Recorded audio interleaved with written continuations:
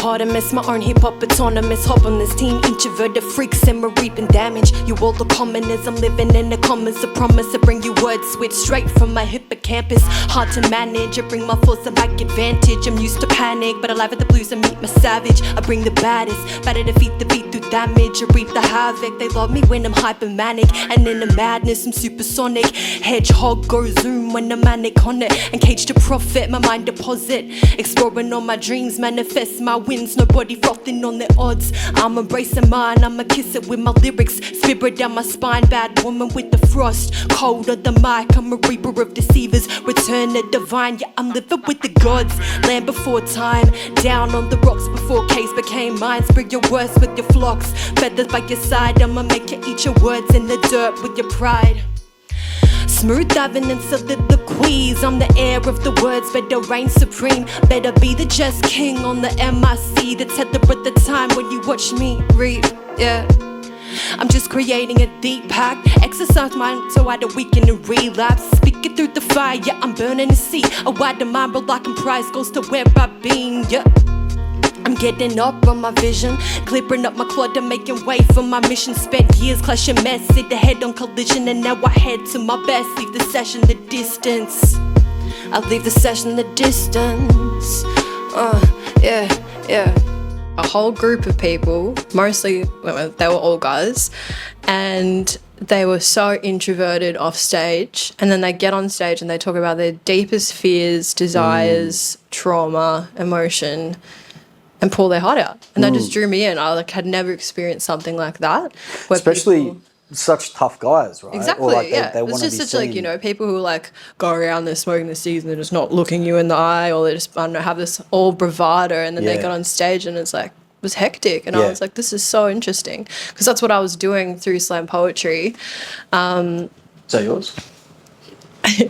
But I hadn't seen, like, obviously people who did the poetry, that like little community, were very different to people in the hip hop scene. Right. And it was really interesting seeing people like who were so different doing the same thing in a different way, like just being really vulnerable on stage. Yep. And a lot of the things I would write about, like I was going to the poetry gigs from 16, and so I was the youngest one there until Lockie started, like Lockie Hamill. Oh yeah, so he was doing the slam poetry as well. Yeah, that's how I met him. Fuck, that's interesting. So he was like 15, I think, and I was like 16 or 17 or something when he started, or something around that. Yeah. And he was still like basically rapping but without a beat, whereas I was more like still writing poetry, and then yeah.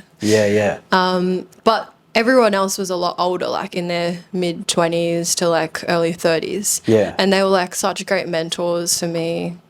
Going through my adolescence, I had a really tough time in all of the schools I went to, and was really depressed, didn't really have any friends my age.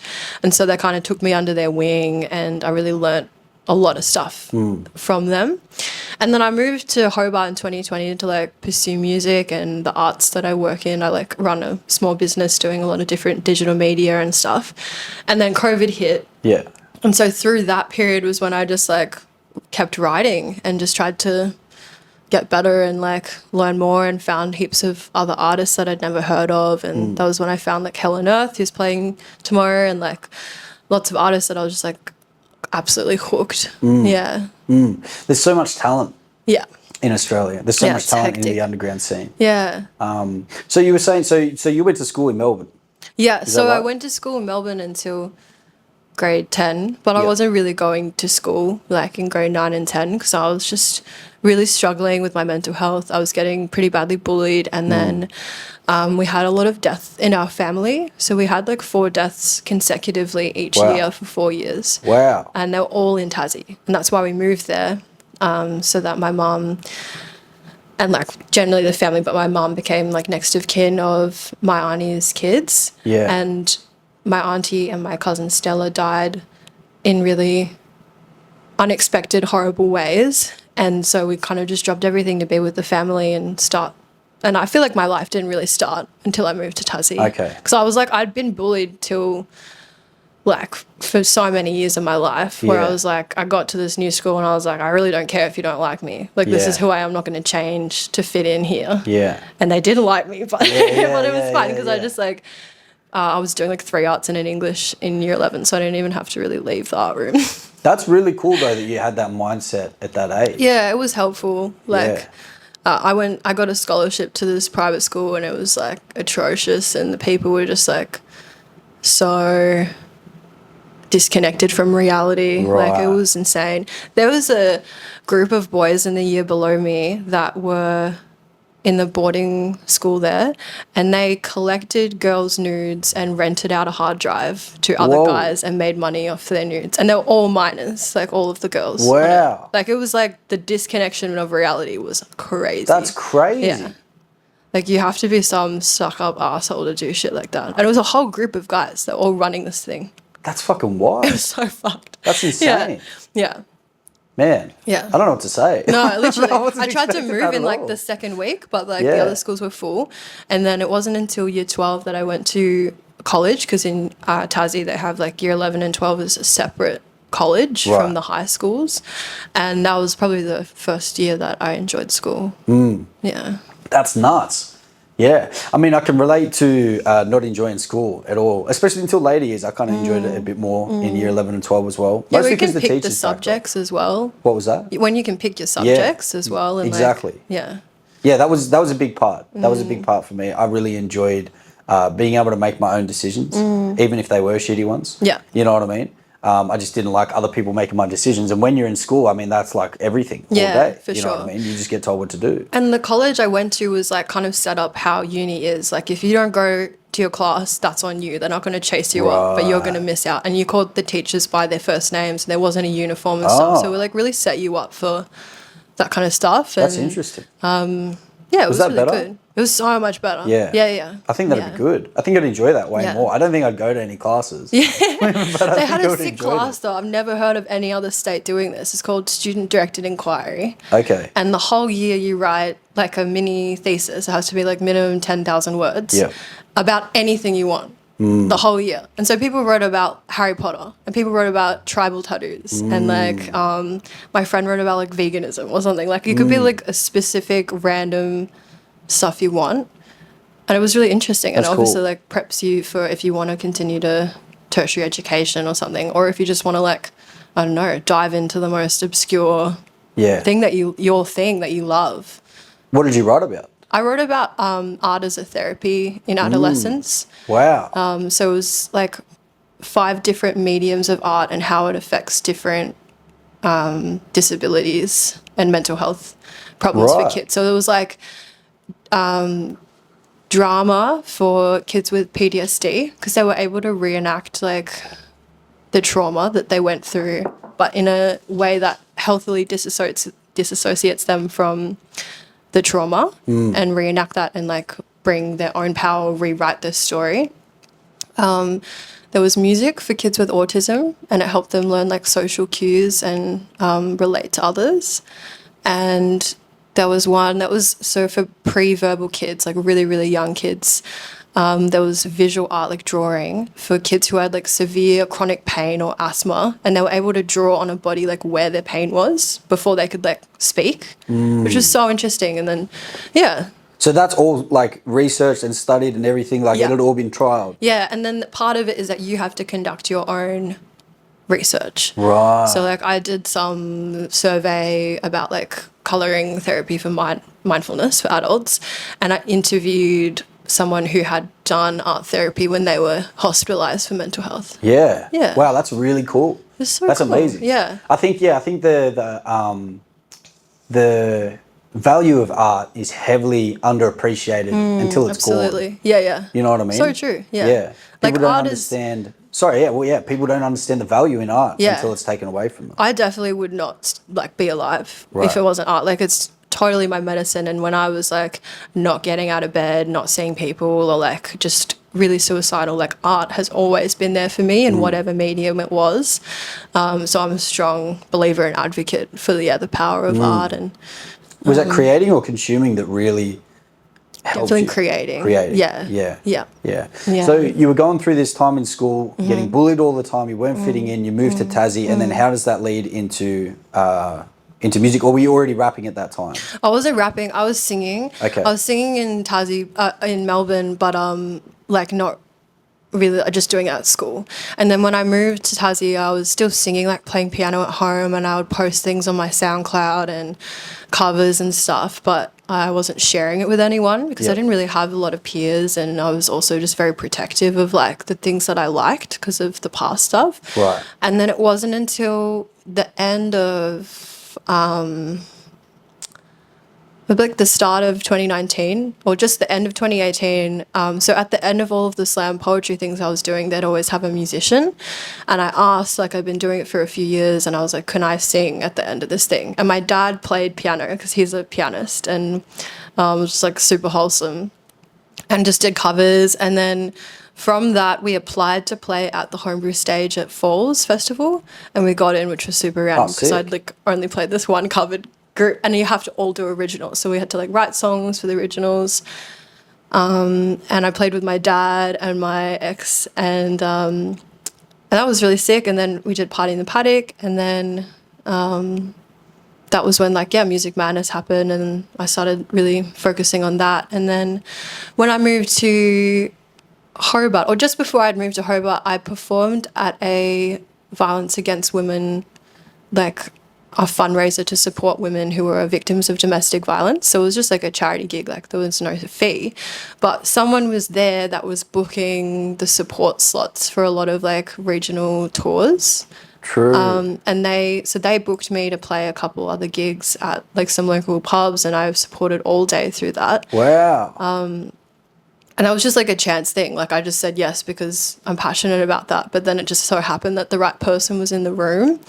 And I got asked if I wanted to do GRACE CHIA and supports because someone had pulled out of a gig they were meant to do at the Repub.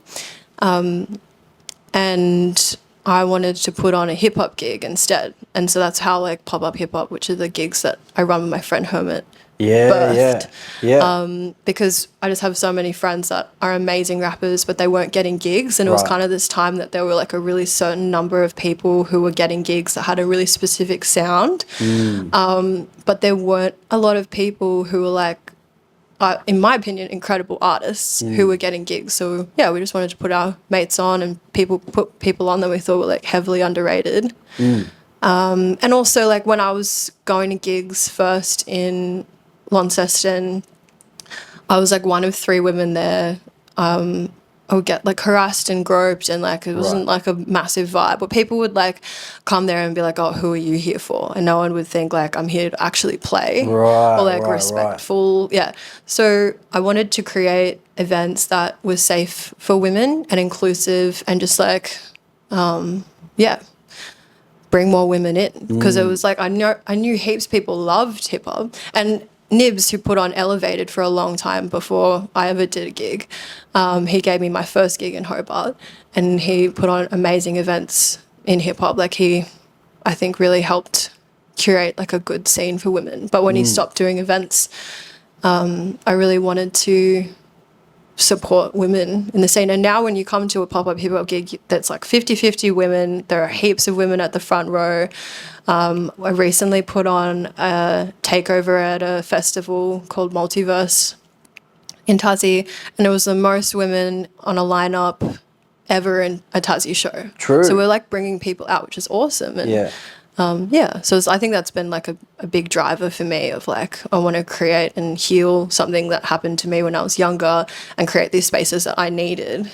How do you do that? How do you create an environment that is safe for women? If you're putting on a hip hop show and you know, you were saying the first one you went to, there was only three women, did you say? Yeah, there were like 3 women, like not even just playing, like in the whole room. In the whole venue. Like one was like a girlfriend of the guy, like one was like a girl who's playing acoustic music, and one was me. Right. Yeah. So how do you do that? How do you create that environment? How do you attract those people that probably aren't looking to go to a hip hop show? What does that look like? I think we curate the artist really intentionally, so we don't have artists that are like misogynistic, abusive gronks, and that's and we set a tone with like, you know, the content that's there, and like we, like if you see anything you call it out, and like I think it's it's important to me that you can come to one of my gigs and you're not looking over your shoulder and you're not like on guard. Because when I was going to gigs, I felt like I needed this like invisible suit of armor and dress as masculine as possible and like not show any femininity, because it felt like that would bring me into a dangerous place, or I'd be like an easier target for like these kinds of things. And I want you to be able to come to one of these gigs and just be how you are. And I think because like of the different subgenres in hip hop, like there are a lot of people that have played that there's like a lot more conscious rap, or a lot more people that are just like, I don't know, maybe rap like heavy boom bap, but still have values in respecting everyone as equals. And that's important to me. Like, yeah, so it's just kind of like the cadence. Like if you come to a show, or like if you perform and you carry those values and you're rapping to a whole crowd of people, they're going to look up at that. And like I think I have a little sister, and it's always been important to me that whatever I put out in the world, I have to be okay with her following that. You know, so that's an interesting thing, right? Especially when you do have younger siblings or kids, how much they idolize you. You know, and really understanding what example do you want to set for the younger people in your life? Absolutely. You know, it's not to say I like haven't fucked up or made mistakes, and there was definitely a time where I was like just, you know, being a rat bag, and she was like taking that on. But I saw that and I was like, I need to stop doing this. And then I stopped doing drugs, stopped partying as much, and it helped her to stop as well. So yeah, but especially with the music that I put out, I have to like, there's a moment when you're on stage and you're saying these things, if you don't wholeheartedly believe in everything you say, like, and someone in the crowd follows you and just goes, okay, I'm going to do that. Like, are you ruining someone's life? Right. You know, and that's why I think it's really important to have music that isn't glorifying the self-destruction or like abuse, even though so many artists do that. And so many artists that are like, you know, right up there do that. Well, the problem is like a lot of these people, right? They're in low places themselves, like mentally. You know what I mean? These artists, and they probably aren't thinking about other people because they're so caught up in their own shit. And when you get someone like that, and they identify that it's so much easier and quicker to make money by doing that, by enabling people's shitty behavior and making them feel like, no, it's okay to do drugs all the time, and it's okay to go out and, you know, destroy shit and abuse people and this and that by rapping about it. I mean, people are going to resonate with that music, you know. So people that don't have that empathy, identifying that that's a way to make money, and then that's what's going to happen. You know, I find it really interesting thinking about how can, when I say we, I don't mean me, but we as artists tap into that negative attraction but still have a positive message. So true. Absolutely. Right? Yeah. And I think like there are lots of songs that are like about stuff like that people really resonate with. And I think that's positive. Like, you know, you're actually speaking to people that like, I get that, understand, I felt like this, but it's important to have the transparency to say where that led you. You know, not be like, I do all these things and I'm happy and I have all this money and life's great. Because it's usually not the case. But like being able to say, you know, I'm doing these things, I'm like struggling, and this is actually how it makes me feel. I think it's important to have that transparency, because there's going to be a young kid looking up to you and being like, oh, I'm going to do all these things too, because they're doing all this shit and then they're happy and thriving in life, when that's not really the case. 100%. Yeah, I think there's definitely a false image that gets painted with a lot of artists. And that's not even just in Australia. In America, as I think too. But just like going back to like the being a female at like events and stuff like that. From like what I've heard, it's pretty much a standard thing. Like at festivals, concerts, shows. Absolutely. It's like you're always just having to look over your back, right? How do you think? Like, what do you think the solution to that kind of thing is? Like, how should we as a society go about trying to fix that, you know? I think it's really important to call out misogyny and call out as it's happening. And it's really important that men do that with their mates as well. Interesting. I spoke at the Violence Against Women rally in Hobart, which was like there was one happening in each state around the whole of Australia that weekend because of all of the deaths, the spike in deaths of women this year.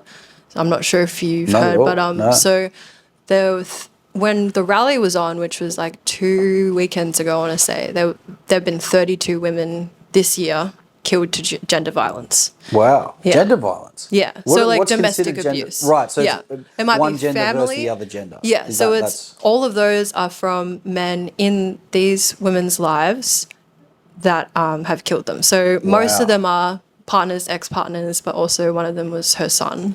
Wow. Yeah. That's Yeah. interesting. Or the guy who the stabbing in the Westfield shopping centre recently, because I he didn't was hear about that. yeah, he stabbed. Do you know how many women? It was like 6 women or something like that. Yeah, and he was targeting women. He had mental health problems, but he was. Sorry, did you say specific- 6 women? Yeah. Wow. Yeah. He also stabbed a baby. Whoa. Yeah. Yeah, how funny is that? Oh my God. Fucking dumbass baby. That's crazy, man. Yeah, and so I was speaking at the rally, and the thing that I said was like, I really encourage men, especially young men, to call out misogyny and to call out when someone's being a douchebag to their partner or to a friend, or just like talking about some girl they're seeing and it's just absolutely feral. And that I've been in abusive relationships before, and all I wished in that time was that someone would say something. Yep. Because I think it would have given me the strength to leave sooner, and validate my experience. Because when you're in that, those people chip away your confidence Yep. over a long period of time. So that, and they're usually like little things that leads up to a big thing. And so I think it's really important to call out people and to not support people who are abusers, Yeah. and not glorify them. And then the other thing is stop blaming the victims. Yeah. Yeah. Right. Yeah. That happens a lot, doesn't it? Yeah, absolutely. Particularly with the with females being a victim to males, that happens a lot. Yeah, absolutely. Yeah. I think it's interesting you say calling out that behavior. Why like what do you think is causing a man to act that way? Like why do you think So someone... many different things. Yeah. Yeah. A lot of it's childhood trauma. Right. A lot of it's a cycle of abuse. A lot of it is maybe being around other males, and that's the culture of the friendship. So people are trying to fit in. Maybe it's the people that they idolize are like that. Like it's so many different factors. I think a massive thing that we need to change in Western culture is that men can't speak about their feelings and trauma and troubles. And I think if we had a healthier way to do that, then men wouldn't have such pent up ways of expressing their pain. Yeah. Which is like, that's on everyone to help change. You know, we need to listen to men and give space to them. You know, I think I'm actually really glad you brought this up, because I find this topic really interesting, Yeah, right? yeah. Because I agree. Yeah. I think a lot of men get put off as soon as the talk of opening up and talking about their emotions comes up, because as a man, for me personally, I don't necessarily feel this way, but I can see how it makes a lot of men, a lot of my mates, Yeah. feel weak. Yeah. To be like, oh, okay, maybe I should open up and talk about my feelings. But there's a way to talk about that stuff without being weak. Yeah, You don't have to 100%. be putting yourself in a vulnerable position where you can be taken advantage of to be able to open up and talk about stuff and Yeah, to for process sure. stuff healthily. Yeah. You know what I mean? Yeah. How we go, how like as a society we go about communicating that towards like a bunch of men. I don't know. I think you're probably right. Like definitely communicating with your friend group and doing that kind of thing. But if you got no one in the friend group that's doing that, I don't know how you get that started. You know? Yeah. I think it's definitely a chain reaction. Like, I think if one, like, so many people follow like how their parents are. So if your dad isn't able to open up to his emotions, that maybe you haven't had an example of doing that. If you feel comfortable, just like, I don't know, if you see your mate and he's struggling, like ask, like, if you want to chat, please let me know. And just kind of open that window. So then maybe there might be a moment where they actually need to talk to someone, and that you know that someone's offered that space. And I was just thinking on my way here about the concept of kindness and politeness being kind of seen as a weakness in Western culture. And like, I'm half Chinese, and in Chinese culture it's so Really? important. Yeah, right. I would not have guessed that at all. kind of ambiguous.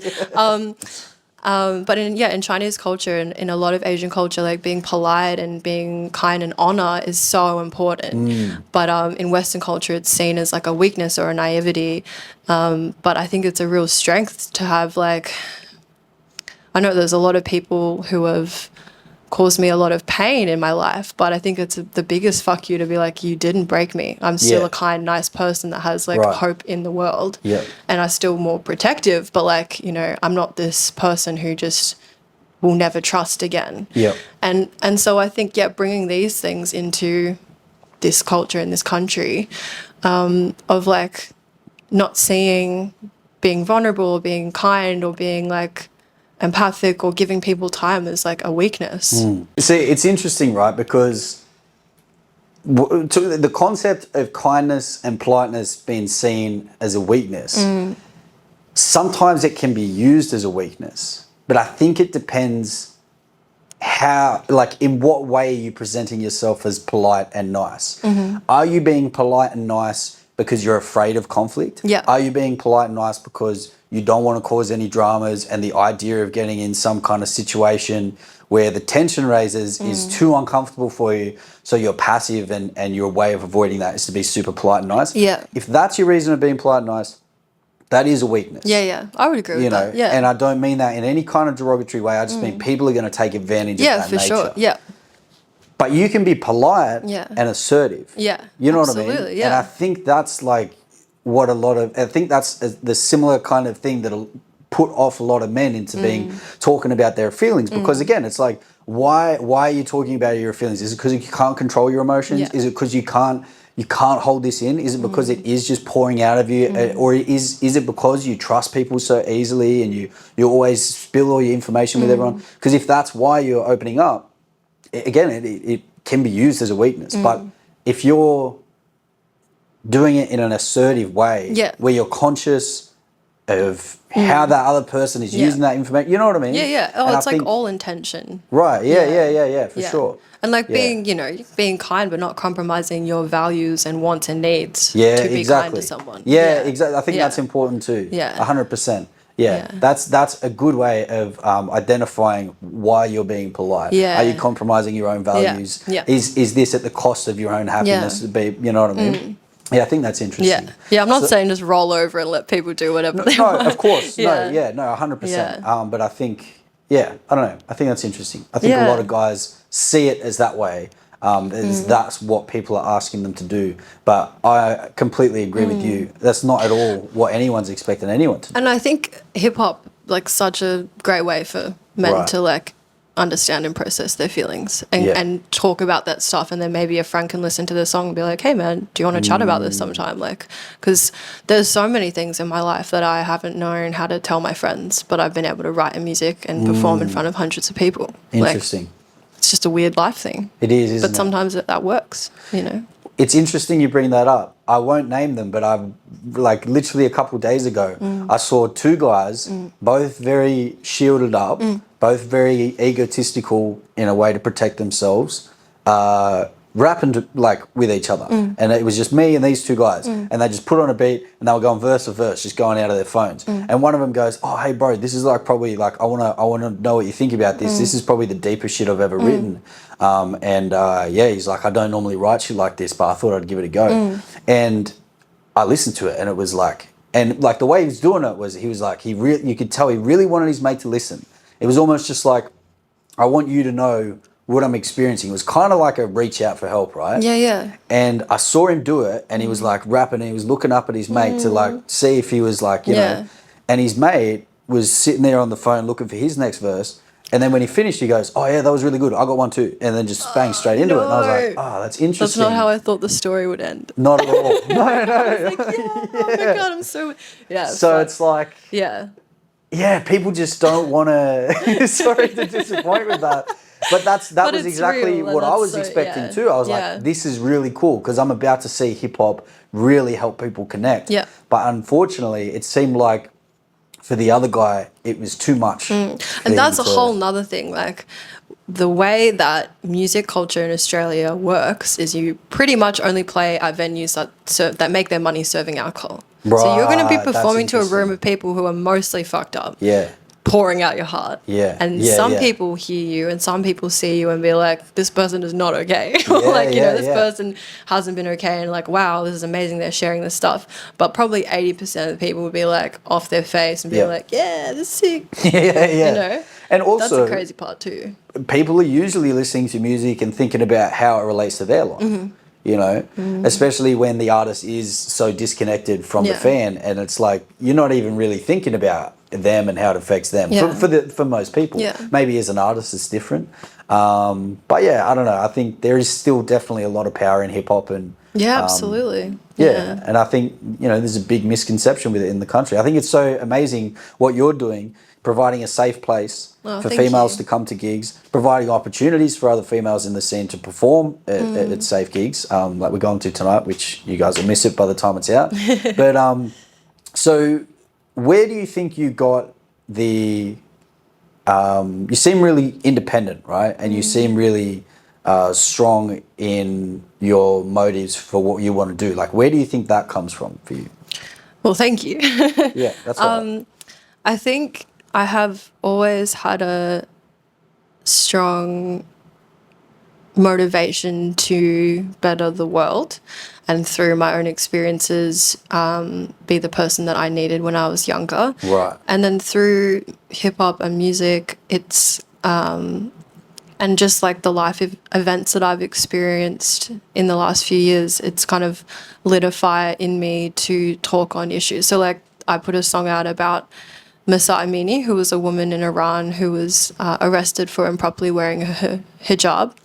And she was 22 years old. And And she the job was is... a hijab. So it was like a headscarf. Right, okay. Yep. Yep.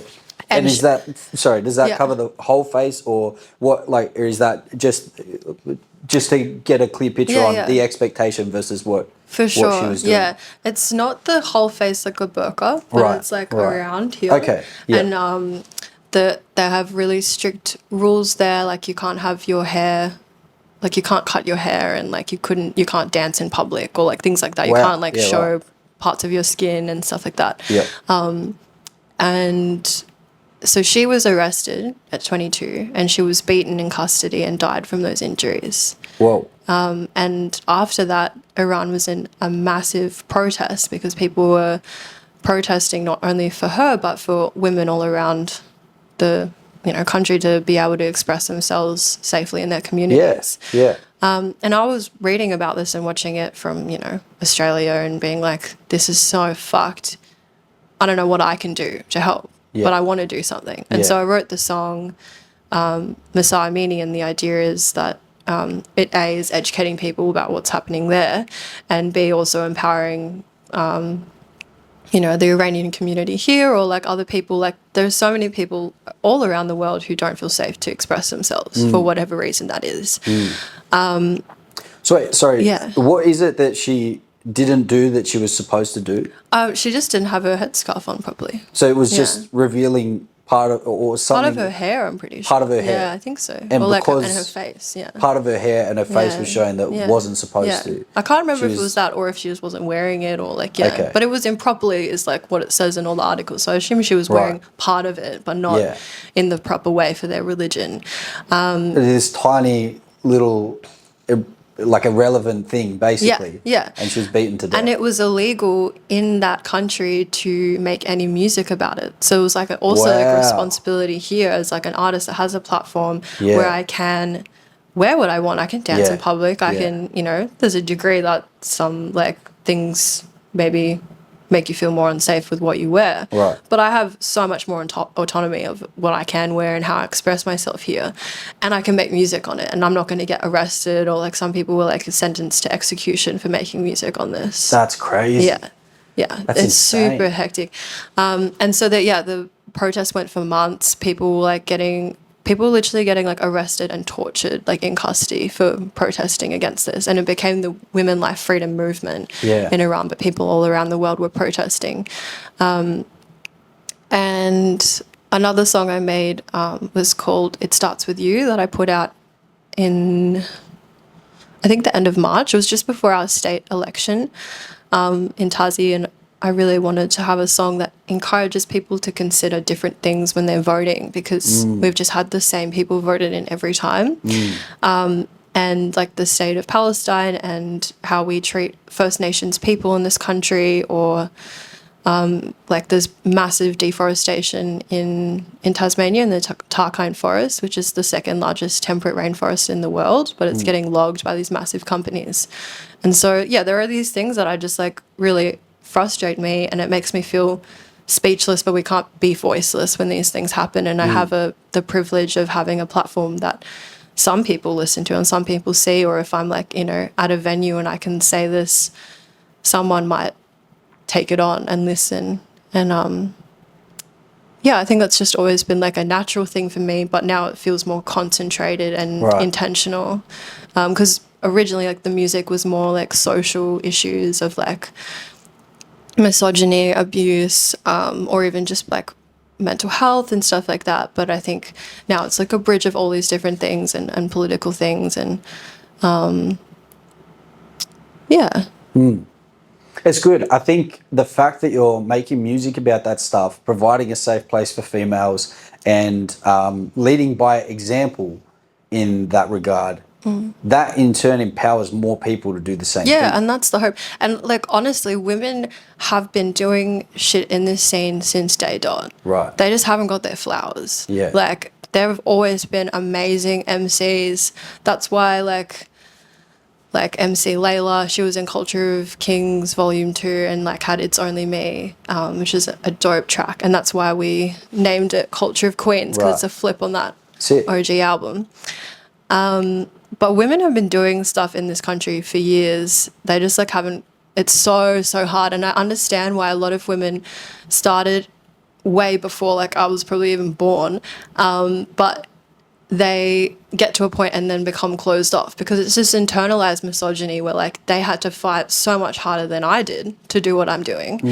And then it's harder like when, people come out of the woodworks and it's easier for them. Like they don't want to like open up as much to new artists and stuff because it's tricky, and I understand that, but like we're not going to thrive if we continue that cycle. And it's not because there's not like a sisterhood, but it's just this misogyny that women are getting fed, and then that's internalized.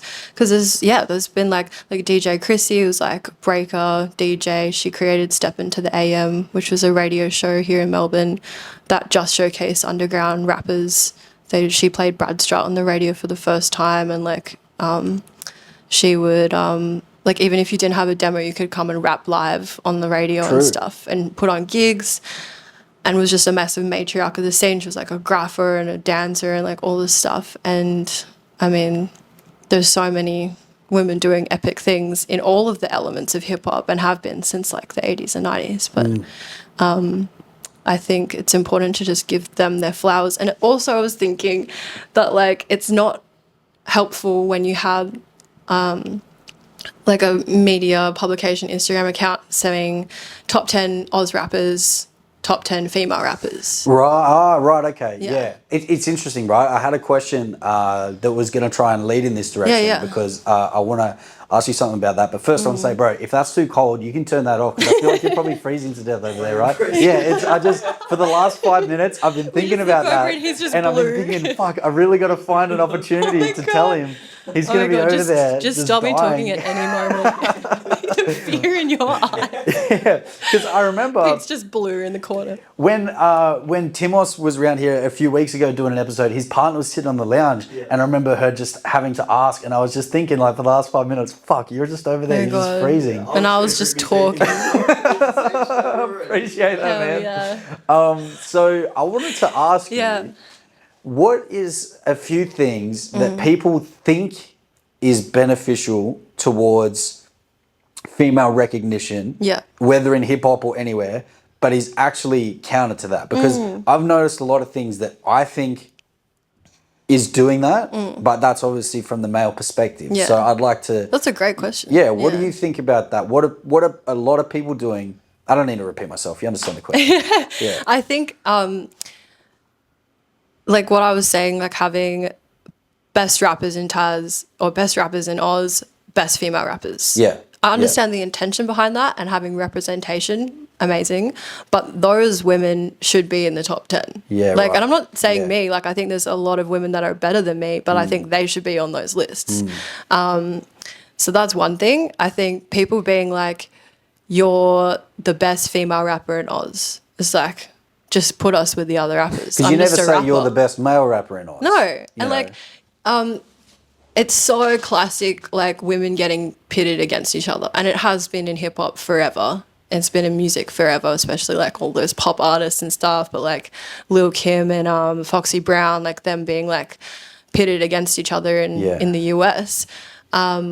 Or even like Cardi and Nicki, because they're like, there can only be one. But you don't listen to like, 10 guys doing drill and being like, there can only be one. Now, can I ask a question about that? Because it's Yeah. interesting. I've been listening to a few podcasts recently about male and female biology and how we've evolved to be certain ways and certain things. And a female psychologist was saying that it's in the female evolutionary DNA to want to be one of few females in an area, because if you were, it's something to do with how we've evolved. Yeah, right? I was But- going to say, is that part of evolution? Right. Yeah. So is that where females are getting put against each other as comparisons? Is that coming from men, or is that coming from people in general, or is that coming from females? Because I hear a lot Yeah.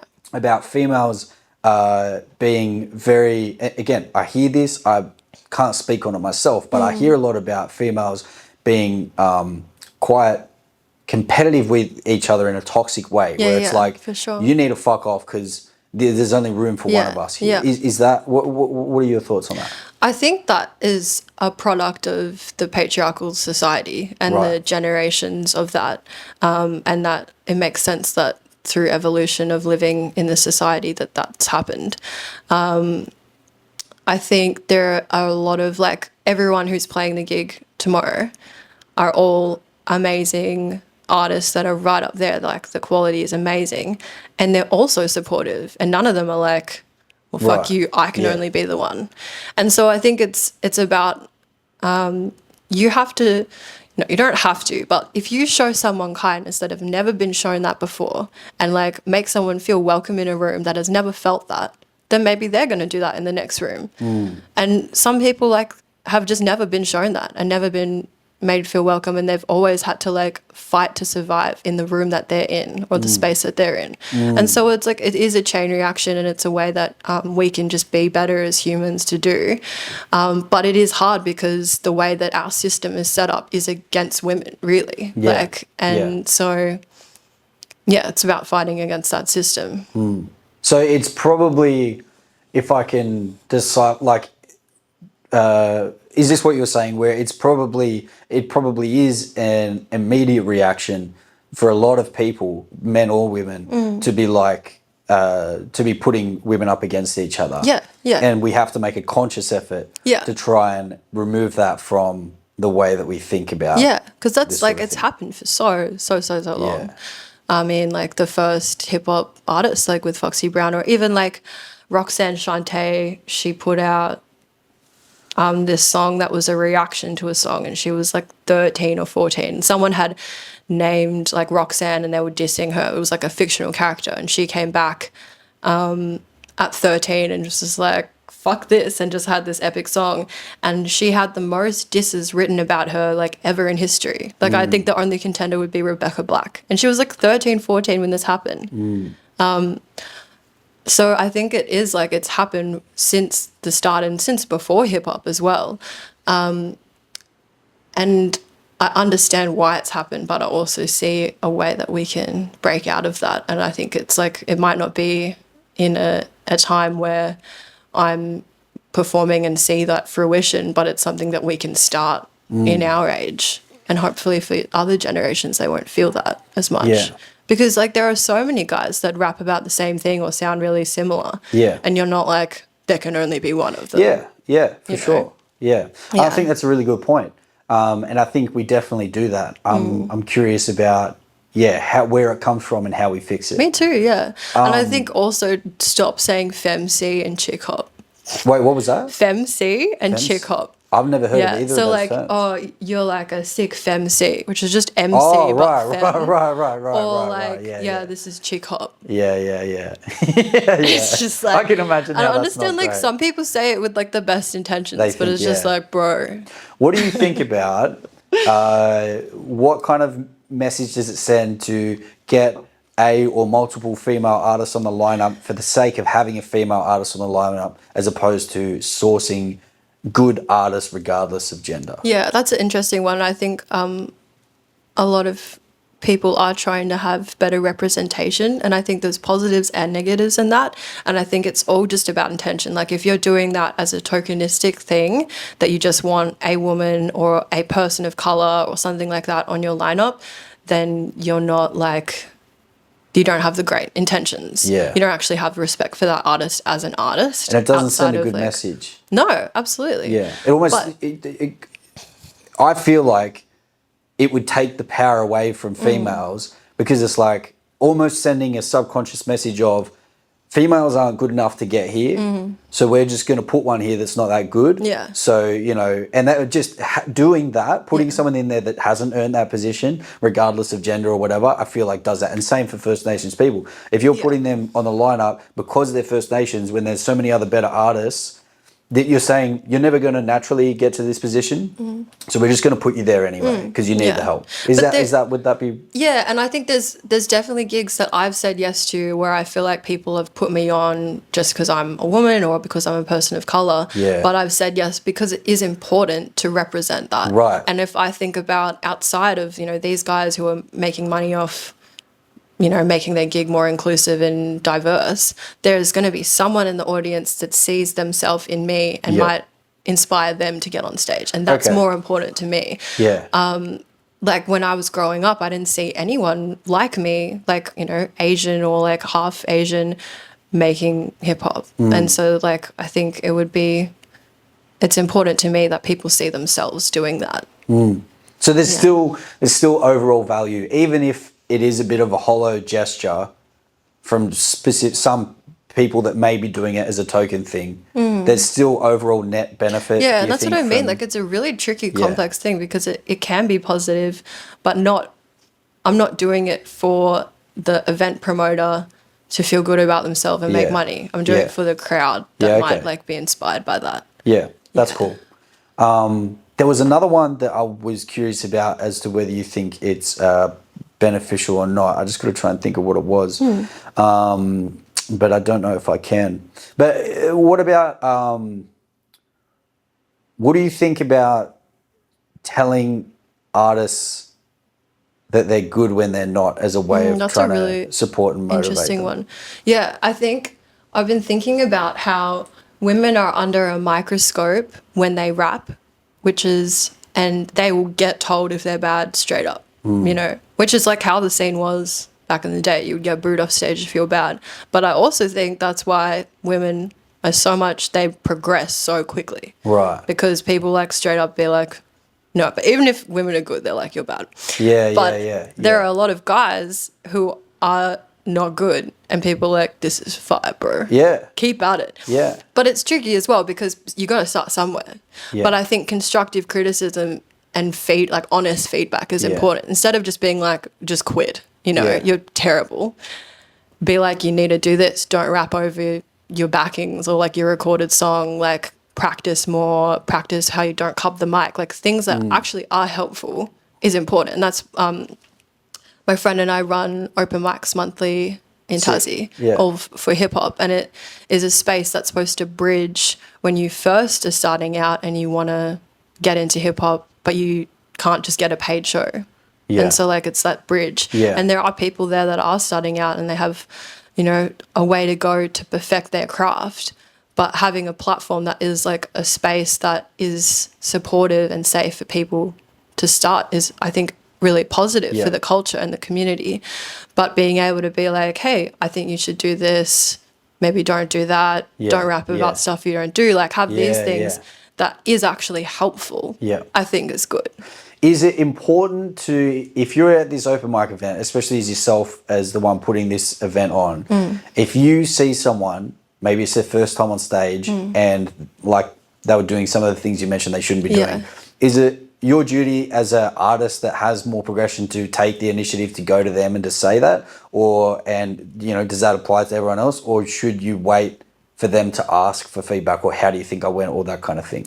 Yeah, I mean, if it's, I kind of gauge off the artist. Like if I feel like they're more like they're going to be open to that, I might be like, hey, you should try this. If I feel like they're really not, I might be like, hey, like I had some thoughts, do you want to hear them? And it's up to them whether they take it on. Like I'm not saying that I know everything at all, but there's things that I've picked up along the way that might help someone get there a lot faster if we're just honest with each other. And like obviously like at the start, like hip hop was such a competitive thing and like people were a lot more harsher, but I think the quality of like that era was amazing. And it like, so I think there are positives in feedback, but it's how you deliver them. Like if you're just going to say you're shit, then no one's going to get better. They're just going to hate themselves and hate the scene and feel Some people will. Some people will find the value in that. For sure. But it's not a healthy way of going about it. It's going to build resentment. It's going to build anger. It's going to build a toxic scene. That's the big thing, because they might get amazing, but they'll never want to give back to their community and never want to like work with anyone in their state or anything. It'll be like, see, fuck you. You know what I mean? And definitely like I got better in a part of my life because of that, because people in my past were like, you'll never be good. You'll never be welcome here. And like I will ruin everything that you do in the future. That's great. And so was that in like, school? No, that was with the ex. Oh, and so I was like, fuck you, I'm going to be good. And you're going to have to watch me be good. So that, you know, it did light a fire in me. But if I had someone there being like, try this, this, and this, I might have done it in a less like, in a quicker way and a way that wasn't as painful as it was and as isolating. Because that is an isolating thing. Like for a long time, I was just writing on my own and I felt so shut out from the scene, which is why I really try and make people feel welcome, because it's such a massive impact when you know you have people backing you that will be honest with you, that will listen to your things and genuinely care about you. I believe there's value in hate, right? And that's not to say that I think hate is the best way, or I'm not trying to promote hate in any way. It's just there's value in it, you know? And it's like the situation you said with your ex, even though what he said was very horrible and very demeaning and potentially damaging and, you know, there's still value in that. Yeah, I agree with that. And what I find interesting is I think we do need some degree of hate and damage to be able to build our character and our strength. And it becomes really complicated because, of course, like you shouldn't promote hate. You shouldn't tell anyone that hate is the way or anything like that. But if you find someone that is never been exposed to any kind of hate or adversity and has only had constructive criticism, the moment they are faced with that, they're not going to be able to handle that pressure. No, that's very true. I find that very interesting as well, because do we have to be like, I don't know. I mean,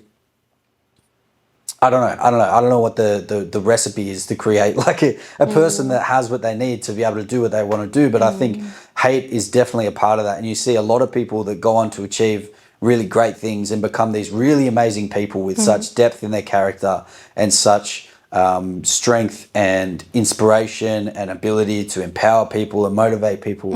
A lot of the times those people come from places of a lot of hate. So there's almost like value in hate that can't be found anywhere else. Yeah, it's what you do with it, really. Right. Yeah. And that, it's such an origin story for so many people. Yeah, like so yeah. many amazing artists. And I think everyone's gets hate in their life. Like you're Yeah. never going to be everyone's cup of tea. So as soon as you get to a point where you're like, I would rather be someone that is hated for who I am than hated for who I'm trying to be to fit in, That's really cool. then like you'll be okay. As long as you know in your heart who you are and you have some people in your life who know who you are, it doesn't matter if you get hate. Can you say that again? That first part? As long as you know... And look right at the...